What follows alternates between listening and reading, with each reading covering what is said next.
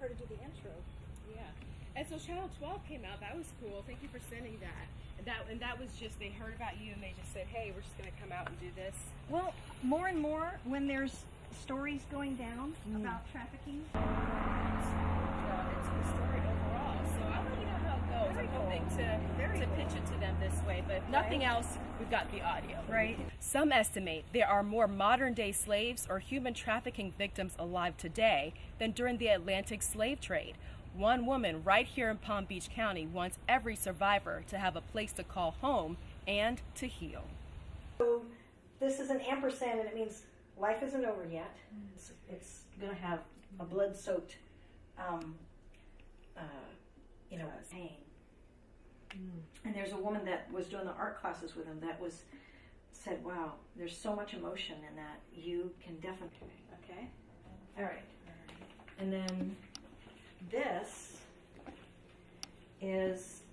whole side, is it better for her to be on the other side or on the same side with me?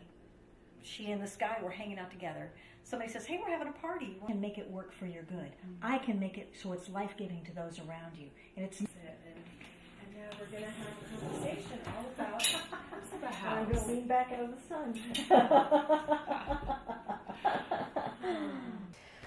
Well, Becky Diamond, you are the founder and president of Hephzibah House, and this is your initiative to help with the issue that we hear all across the country, but even right here in South Florida, and that's of human trafficking. Can you tell me how and what led you to start this organization? I was minding my own business. I had homeschooled our kids, and our youngest daughter was in her last year of high school, and I felt like the Lord spoke to me to go back to school to get my master's in counseling psychology. I thought he was kidding. And about 6 months later, I heard him say, why haven't you taken the GRE? And I went, oh, you're serious? And so I enrolled in Palm Beach Atlantic, which is a local Christian university, because I thought I would get along better with them than the secular professors at State University. And they didn't require any minimum for the GRE, so I said, well, if you don't care what the score is, I don't either. So I signed up and took it the next week. And so I was just going to back, it wasn't a dream, it wasn't anything that I had, honestly, probably didn't think I was worth the investment. And about halfway through, I was just going out of obedience, and about halfway through, I heard a man who was from International House of Prayer in Kansas City, Derek Laux, talk about human trafficking in the United States. And I was wrecked. I was in the back. I was, tears and I was wrecked. And I went, oh my goodness, this is why the Lord told me to go back to school. Somehow, someday, some way, this is the population I'm going to work with. And what was it about what he said about this issue that just grabbed your heart? I thought slavery ended in the 1800s. I could not have been more wrong. And the idea that there was slavery at all, much less in the United States, that's not right. That's so not right. I don't speak foreign languages, so I figured as a counselor, as a mental health counselor, you need to be really fluent in the language, wherever you are. So it was obvious that I, probably needed to speak with English-speaking, people. And so I started looking for someone in Palm Beach County that was addressing, that was providing services for survivors, and there was no one specifically addressing that need. The closest was in Miami, and my husband goes, no, read my lips, you are not driving to Miami every day. And so I finished school and started to, work on getting my licensure. I was, doing my internships, and felt like the Lord started to direct me to go ahead and start providing mental health counseling. So we did that. We started back in 2011, our first clients, and we began providing mental health counseling, life and job skill training, career counseling, group therapy, with women that had already, some type of living situation, not in the life. And then about, I think it was November 2015, we opened the Safe House. And so that's been a really critical part, because 92% of women in the life would leave if they had a better option. And so often, they don't have any other options, or they can't imagine any other options.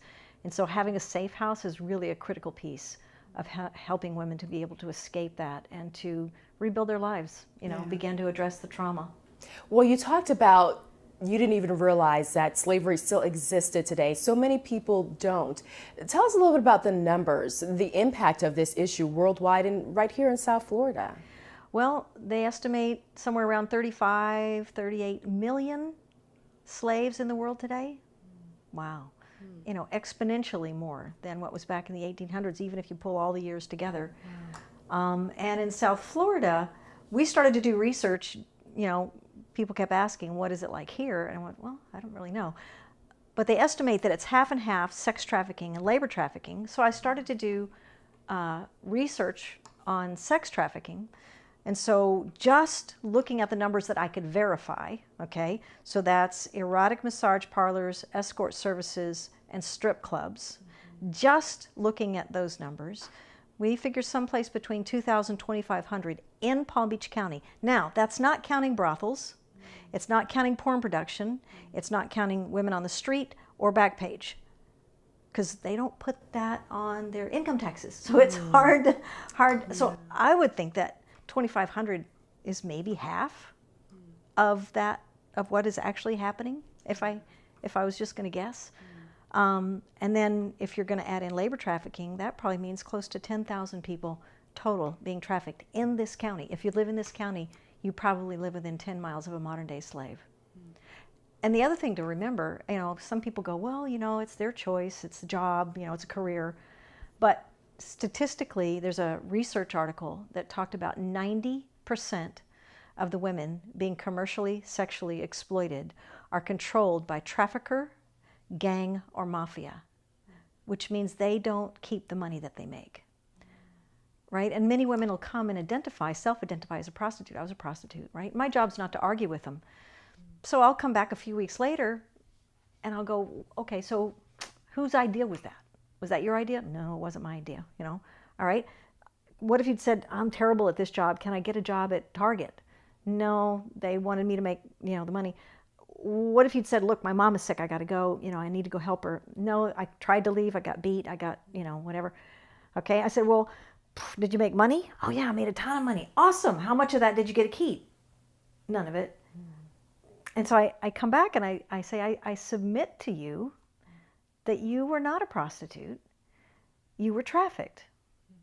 I have yet, and I've worked with 50-something women at this point, I have yet to meet anyone that it was their idea, they liked doing it, they could leave if they wanted to, and they got to keep the money. Zero. Zero. And the huge majority, I think 2 of the women that I've worked with, did not have some kind of profound early family of origin trauma, abuse, molestation. And that, that just really sets people up for being trafficked. It violates boundaries, it takes your voice, it really puts you at a disadvantage to be able to go, no, I'm not doing that, and if that's where you're rolling, I'm not going with you, kind of a thing. Yeah. Well, you mentioned in just the few years that you've been doing this, how many women have you seen come through Hephzibah House? I've worked with almost 50 women since 2011, a number of them providing just mental health counseling services. I think we've had 8 women in the house now. So, yeah.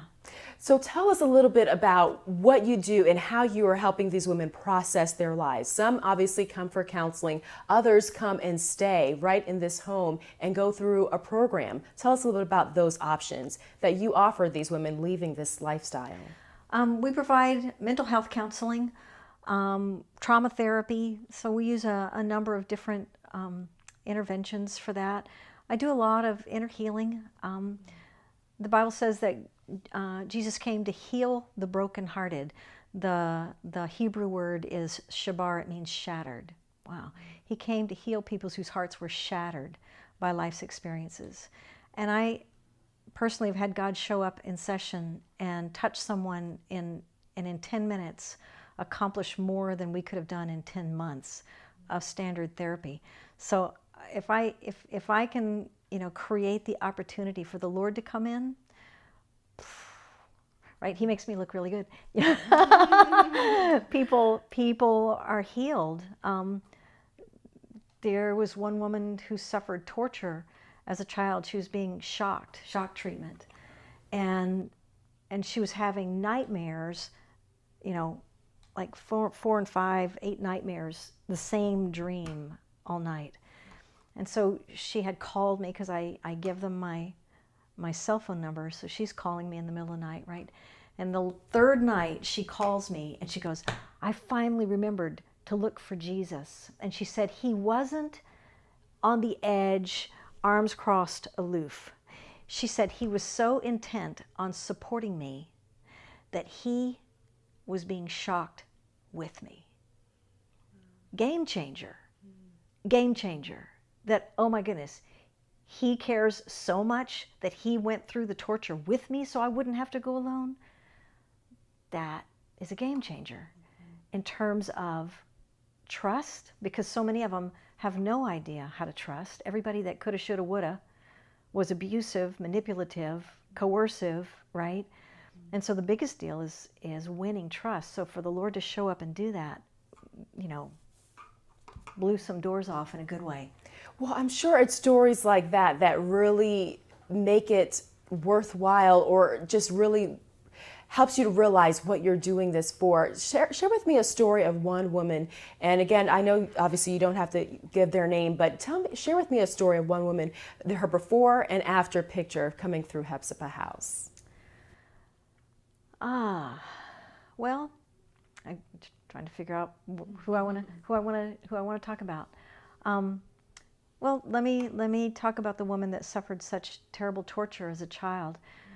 When she first came, it took about 6 months, 8 months before she would give me access, because she was so accustomed even to Christians being coercive, manipulative, and in some level abusive. And so I just, you just keep creating the opportunity, you keep creating safety, you keep creating choices, so we could do this or that, let them pick, so I'm not pushing you, right? And when she finally began to allow me access, it was just profound, because she would say that I was the first person in her entire life, okay, she was in her 30s at the time, first person that she'd ever trusted, ever given that kind of access to in her entire life. Most women who've been trafficked have never had a redemptive relationship with another woman, right? And I learned how to do relationship in same-sex relationships that are not sexual. They're just, I'm not trying to take advantage of you, I'm not trying to get anything from you, I'm just doing my best to love like Jesus loved. And that has created safety that she doesn't even hardly have words for. It's interesting, when I was asked to be the keynote speaker for the Victims' Rights Week this last spring, and so I talked to the women in the house and I said, okay, so I've been a victim, but not anything like y'all have. What can I say that can add to the dialogue, that can be, significant? And the one gal said immediately, to be believed is a gift, because she had worked with therapists before, worked with counselors before, and they didn't believe her. And so as we began to talk about it, it's wow. So they tell me their stories and I believe them. It validates them, it gives them dignity, and it helps them believe that I am safe, right? And as they build that relationship with me, then they have some inkling of God's love. Because the Bible says, if I can't love people whom I can see, how can I love God whom I can't see? So my capacity to trust horizontally really defines my capacity to trust God, right? And so when when Hepzibah House as a community, and it's more than just me, because it really does take a village, right? And so as the community is safe and valuing and honoring, it is the jumping off place for them to go, God, are you really like that? You really love me? You're not mad? You're not ashamed of me? You're not irritated or disappointed or frustrated or annoyed with me? That's just not at all how most people imagine God. Yeah. Well, I know that one of the things that you're going to show us in a little bit is some of the artwork that some of the women have come through here have created. And it just shows how when you are in a safe place, you're able to process life's challenges. Share a little bit about that. How does coming here to Hepzibah House help these women heal in ways that they wouldn't be able to outside of a safe place like this? Well, there's something called Maslow's hierarchy of needs, right? And so at the bottom is safety and food and shelter and clothing, right? And then there's, the emotional, health, maturity, that kind of thing. And so by having a safe place, we're not worrying about food, they're not worrying about, I have to go to work, they're not worrying about, somebody chasing them down. I mean, we have locks on the gate, we have cameras, we have, security is a big deal, right? And so if I can meet those natural needs, then it frees up energy, impetus, motivation to be able to work on the trauma. Because I can't deal with trauma as long as I'm in danger. In fact, the three most common issues for a woman coming out of sex trafficking are anxiety, depression, and PTSD. Anxiety and depression will remit spontaneously, which means I don't have to do anything, within 6 to 8 weeks of safety, right? But trauma very rarely remits without some type of external intervention. And so by providing the basic needs, it frees up energy and the capacity, the ability to trust, right? The Bible says, I learned to trust at my mother's breast. So we were supposed to learn to trust in this, preeminently nurturing, life-giving, safe, honoring environment. And so in some sense, this whole safe house provides some type of reparenting. It's another opportunity. There's a woman that is probably going to come into the house this week that I guess she was, molested by a family member and reported it, and that person went to prison, and her family's never forgiven her for ruining that person's life. It's like, oh. It just makes my head hurt,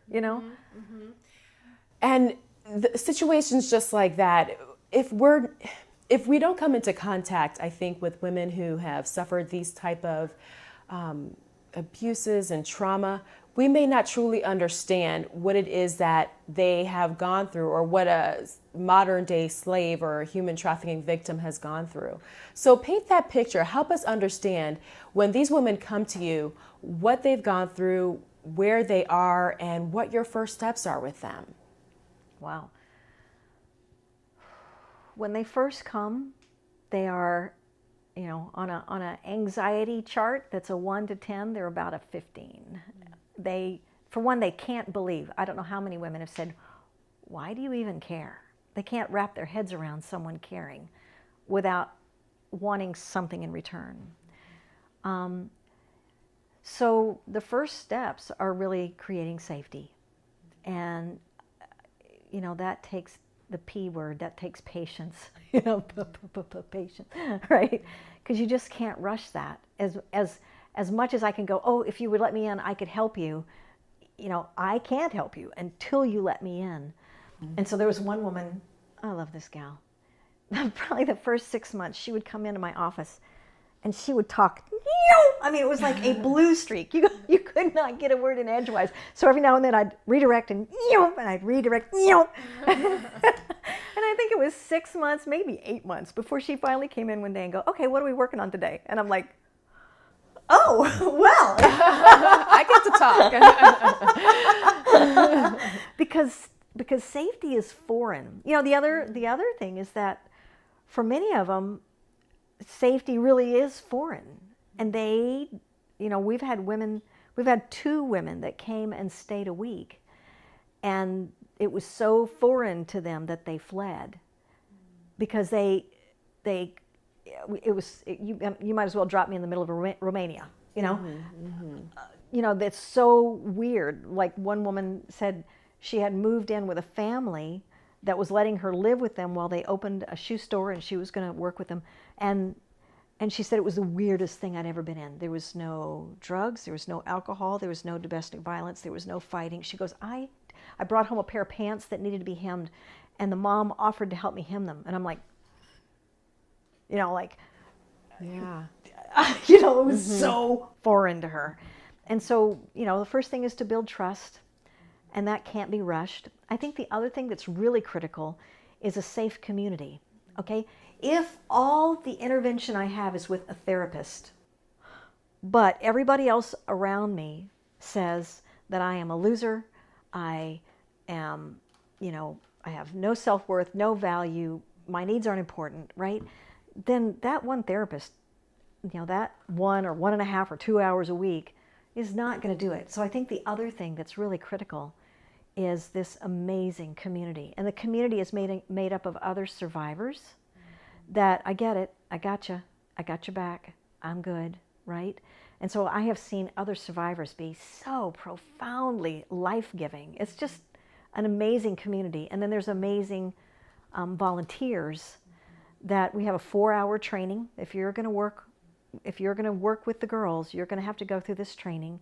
And it's all kinds of information, it's all kinds of insight on how to work with, you know, highly traumatized populations. We're talking about, you know, strength-based work, we're talking about stages of change, we're talking about, I forget some of the other ones. Of course, when you put me on the spot, I can't think of it. But anyway, it's training that kind of helps people learn how to be sensitive in that way. You know, don't ask questions, let them talk. You know, be open-minded. Don't be surprised if they're struggling, you know, in an area that you're going, really, you know, don't be surprised if there's some things about their old life that they miss, you know. And so we have these amazing volunteers that are super life-giving, that have just been, it's an amazing community. We call it the League of Dangerous Women. You know, there's this just amazing life-giving community that begins to speak life, you know, while we're doing therapeutic work, which is critical and important, but the community contribution is every bit as important, because I need to hear from a number of different sources that I'm okay, it's going to be all right, I can make progress, my past does not have to define my future, that God is able to make everything, that kind of pretty much means everything, work together for my good, right? So that means major train wrecks. I don't need help with fingernails, broken fingernails, you know. I can deal with that. So if making everything work together for my good doesn't include the epic fails, what's the point? That's where I really need it to work, is for the big ticket items. And so often community coupled with therapy is a huge part of that healing process. Wow. Well, take us a little bit into the life, or the day in the life of someone who is going through this program. What are some of the aspects of just everyday living? What does that look like at Hephzibah House? Well, you know, lights out at 10, and we usually don't have them get up until 8, because a lot of times they're just physically, emotionally, spiritually depleted. And then there's breakfast, there's devotionals, and then we started a social enterprise called Zeba Treats. It's the last 2 syllables of Hephzibah House. And it's animal treats, because so much of life requires job skills, life skills, how to work on a team, how to be appropriate, you know, in that kind of a setting. It's hard to teach money management if it's all theory. So that way we pay them so that they have money to manage.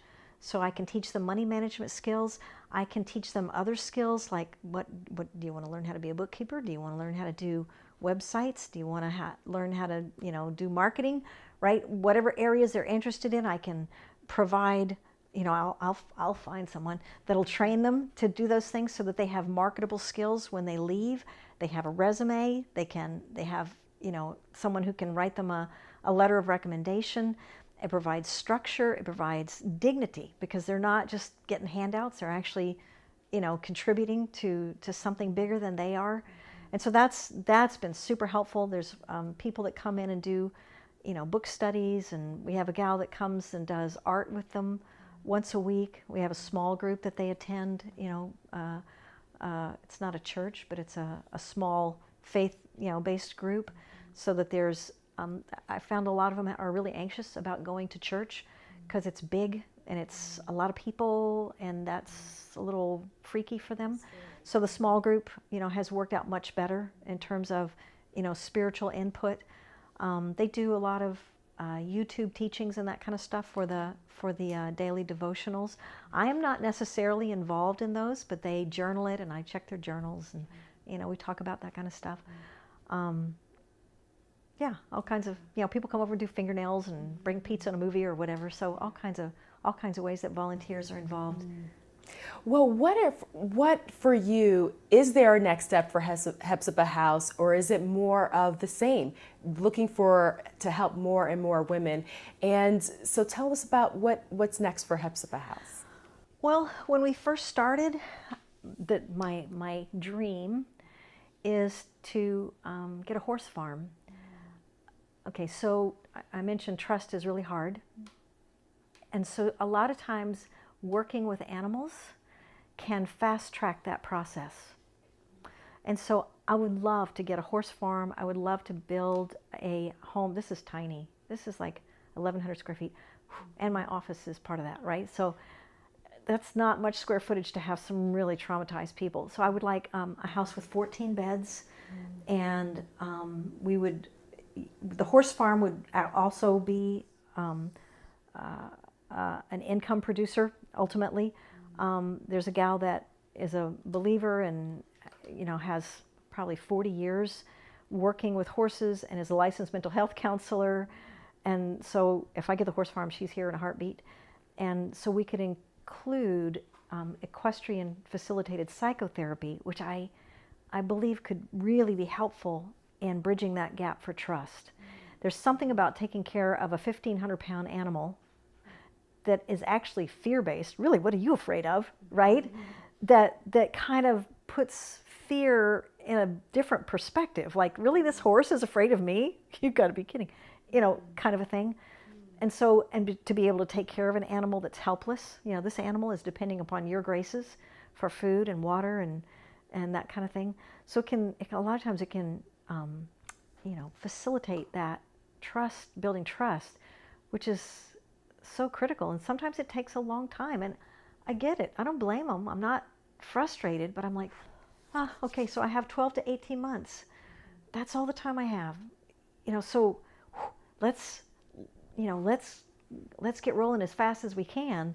So I think the horses, we would have dogs and, animals and that kind of stuff that would just provide other ways of reaching someone who's so highly traumatized. There was a woman that fled the program last fall, and I thought, if I ever get horses, I might give that gal a call and say, we have, I think horses might make the difference for her. Well, talk a little bit about that, because this is one of the issues that can be discouraging for so many. You're helping so many women coming out of this lifestyle, but sometimes it doesn't work out quite how you had hoped because of the trauma that they've gone through. Talk about the potential that's there for some of these women to sometimes relapse into their life, and what do you do in situations like that? The statistics for coming out of sex trafficking are similar to domestic violence. It usually takes 7 times, average of 7 times, before a gal finally leaves and stays out. So much goes into that. And so, our policy is if you leave the program, you have to stay out for at least 3 months. And if we have an open bed, then we'll consider, you coming back into the program. And so it's not a done deal, you're out, you're gone. But it means, people have to want help. I really can't help people who need help. Awful lot of people need help, but you have to want it. And so, this program only works with adults. We don't work with underage minors, and the program has a lot of autonomy. And so, that takes a certain desire on the woman's part to be able to fit into a program like that. And we do drug testing and all that kind of stuff is necessary, because we're creating safety for everyone else in the house, not just for that one person. And so, yeah, when they leave, it's tough. We had one gal that left last fall. I think it was last fall. And she overdosed a couple of months ago, went to her funeral. That's hard. That's hard. You make the resources available. You can lead a horse to water, you can't make them drink, but you sure can salt their oats. So we try to salt their oats and create an appetite, for healthy living. The volunteers are a big part of that.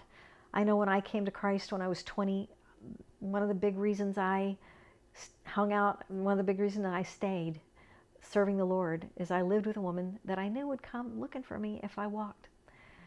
And so that's so often that's the role that the volunteers play to build that relationship, even with people that are really not all that easy to love, right? That will say, hey, what happened? Where are you? I care. That can be really significant. Well, lastly, give us just a picture of, because you talked a little bit about before and after picture of some of the women that come through Hephzibah House, but if there was one star pupil or star student or someone who was just, you saw the outcome and said, this is what I hope for every woman who walks through the door. What was tell us a little bit about that experience and what made that so special? Well, probably my superstar was actually one of the women that didn't go through early childhood molestation and abuse. So she had a little bit better foundation. It's really hard to go back and rebuild, reparent someone. But this gal was trafficked in college. She was a model, drop dead gorgeous, OMG. She walked in my office, I'm going, yeah, okay, right? And she had gone on a modeling job, and they slipped a Mickey in her drink and had her sign paperwork. These were two guys from Miami, and they would put Xanax enough to knock you out, and they would get the women to sign paperwork releasing them for pornographic filming. So she comes to in her dorm room the next day going, wow, I think I remember, I can't believe, nah, And a few weeks later, a friend Facebooks her, messages her and says, hey, I didn't know you did porn. She goes, I don't. And the gal goes, wow, I thought it was you, right? And then she's in a Jamaican restaurant looking at a magazine, waiting to be seated, and there's her picture advertising for a film. And she's like, so then she goes, well, all right, I'm not going to do modeling anymore. So she decides to get her bartending license, and you can make more money at a strip club. But you know what? You can make more money than bartending at a strip club if you strip. And then that's like the fishing ground for traffickers. They're looking for new gals, and they're going, wow, you're leaving here at 4 o'clock in the morning with $800 cash. Aren't you worried about that? I can meet you here every morning at 4 o'clock and make sure you make it to your car okay. And if you need a place, you can always crash at my, right? And so it was like 7 years of trafficking and alcohol addiction, not so much other drugs, mostly alcohol, which is kind of a bummer because in the state of Florida, if you use Schedule 1 or Schedule 2 drugs, you've already met the minimum bar for force, fraud, or coercion for trafficking. They don't include alcohol, which I've had a number of women that were trafficked through alcohol addictions. But they didn't ask my opinion. I had an opinion, they didn't ask it. Anyway, so she escaped that trafficker. Another guy picked her up. It was like, wow, right? And it wasn't until this guy sent her to Miami with a controller. There's another woman that was being trafficked, the bottom hoe, the one that's in charge of all the other women. And he sent them to Miami to get their passports. He was going to send them to Dubai. And something in her went, if you leave this country, you will never be back. And she escaped. And then one of the clients at a strip club was actually a decent guy. And she moved in with him. He began to help her, require her to, work on the addictions and that kind of stuff. And then she started coming to me after she'd been clean for, I think she'd been clean for 6 months, before she started coming to see me.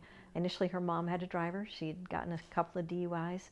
But she's doing really well. She's got a job. She's got a better job offer. She's actually moving out of the area, which makes me sad. But she's really doing well. She wants to go back to school. She has her degree, I think it was in English, or writing, that kind of thing.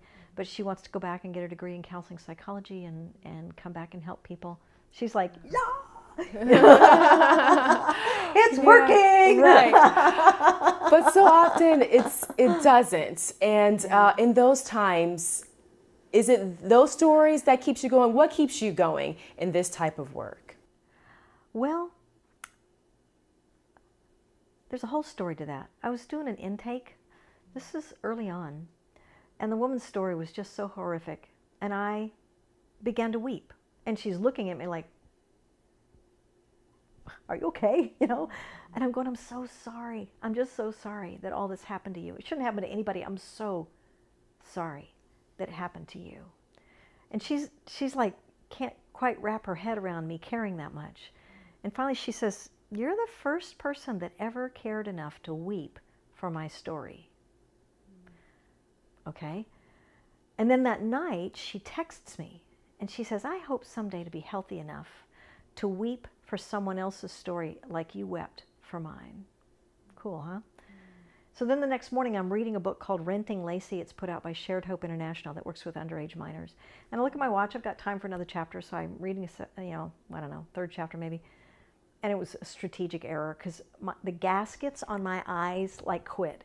And I just have tears streaming down my face. I'm at my house and I thought, well, I'll go to my office. I have an hour and a half, 2 hours before my first client. I'll just go and hang out with God. So all the way down 95, I quit wearing mascara because it was just everywhere.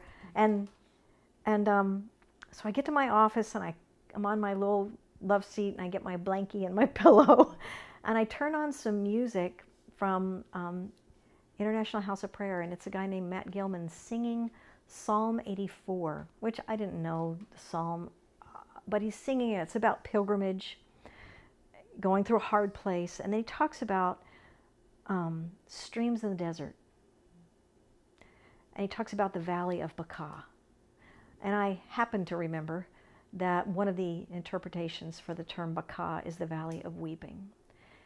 And all of a sudden my tears stopped like that, because I went, oh my goodness, right, God. I have the Spirit of God in me, on me. I have anointing, I have authority, I have skill to be able to flip a valley of weeping, of desperation, brokenness, pain, confusion. You have me here to be able to flip that to where there's streams in the desert. What's the limiting factor in a desert? Water, right? And so I can take this place of absolute desperation, and because of the Spirit in me, because of the call in my life, create life, create streams in the desert where there are resources to be able to live life, to live it well, to fulfill destiny, to walk in their calling.